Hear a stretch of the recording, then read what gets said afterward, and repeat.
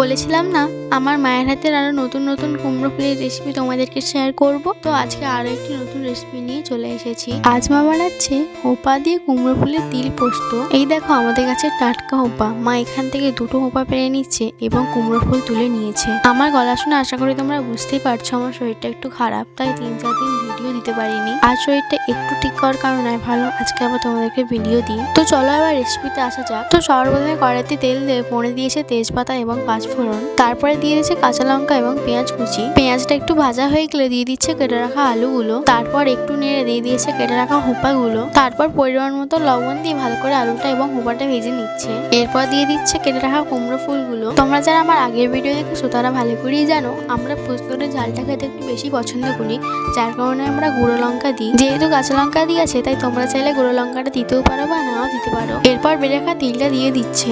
এটা হলো সাদা তিল। তেলটা দেওয়ার পর ভালোভাবে কষিয়ে নিতে হবে।